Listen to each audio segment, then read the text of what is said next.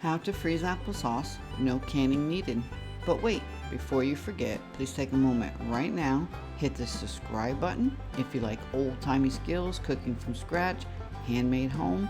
Welcome to my community. My name is Jersey. Let's jump right in. Have you ever had extra apples and you didn't know what to do with them and you didn't feel like canning them? Follow along. I'm going to show you how you can freeze applesauce. While the fireplace is already lit, why not make some applesauce? Super easy. I started with a baker's dozen apples, which means it was 13 apples, different variety. I know one was a honey apple crisp. I don't know what the other two were. They were just mixed variety from picking them at the local apple orchard. The only thing I did, I added a little veggie soap to the water. I hand washed them and then I cored them. You can either core them with a single core and then slice them into wedges, or do what I did, use an apple core that slices them for you. Add 1 cup of unpasteurized apple cider if you can get it. You will have to add more as you go if the apples become too dry. At this point, do not add anything else. Never add water. We're not adding our sugar yet, and you don't need to add your cinnamon. That will be done later. As you can see, I have a beautiful small bed of coals. I am going to be adding more wood as I go. I put the apple cores in this pan with a cinnamon stick. I'm just going to let it simmer for a potpourri smell during the day. Again, more ways to use this awesome dough whisk. I use it for so many things. For the applesauce, I use it to pull the crane in and to push the crane back out. And of course, stir the apples during the cooking process. And as long as you have your hand down low, it is excellent for getting hot lids off without having to use a hot pad. Push it hard under the handle, lift it, and as you see, it will not fall down because the handle is tapered and the pot lid can't fall down. While it's still tight, drop it and then pull the handle back out towards you. I'm going to let these simmer very slow. I don't know how long it's going to take. It all depends on the heat of the fire. I will be adding another log as we go. I usually like to rotate it every 10 to 15 minutes. If the apple cider starts evaporating, I will add a little bit more and give it a good stir. It is best to add less than to add too much and you have watery applesauce. When adding more firewood, pull your crane as far as you can towards you. Then add your log. As you will see, when you add the log, the ashes fly up. They can get into your food. It doesn't bother me, but I don't need extra ashes in my food if I can help it. Just a little note. I don't like reaching into a fireplace.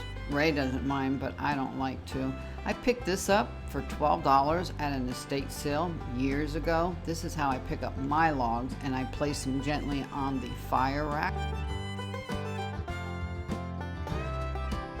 While the flames are flickering high, I'm going to put the apples next to it, not directly over it, just so it gets some of the heat.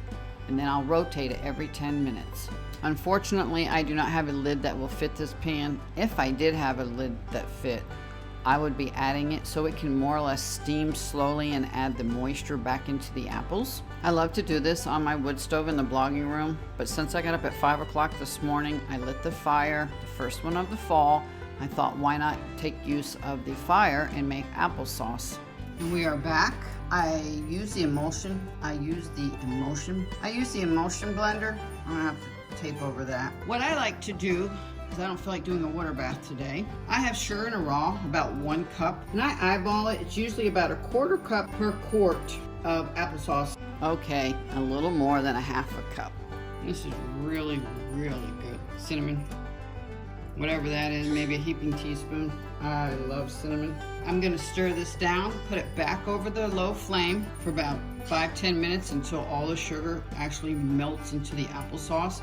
I'm gonna put them into tall freezer jars, let them seal on the counter real hot, just like if I was gonna give it a water bath, and then I'll put it in the freezer. Let me get this dissolved, put them into the jars, and then I'll show you what it looks like and how they seal actually before you put them in the freezer, and you don't have to give them a water bath. It'll last at least a year, 9 months to a year. We always eat it before then. You may want to add some kind of absorbic acid that's recommended by Ball, but I do not.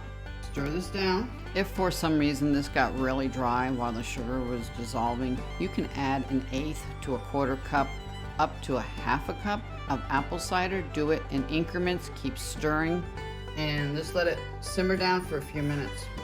And here is the final jars. As you can see, everyone's sealed, which it does not have to because I'm putting them in the freezer. But I put them in hot. They're very, very lukewarm. They're ready for the freezer. So these are 3 cups each. By the way, these are ball freezer jars. These are Kerr freezer jars.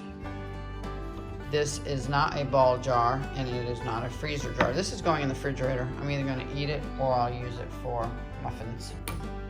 These are ball 3-cup freezer jars. This is Kerr 1/2 pint or 8 ounces. And this little cooling rack, I'll leave the link to that. You can make it with and without power tools. And if you worry about cooking in the fireplace, see how clean this came out? All the black soot came off. I used Bon Ami, gets it right off. And a homemade washcloth that I wove. It's kind of rough, but yep, it all comes off. It didn't ruin it. And thank you if you have made it this far. If you like more of this content, please hit the subscribe button over to the right, all bell notification, and most important, please comment and share. It shows the algorithm some love for me. Have an awesome day.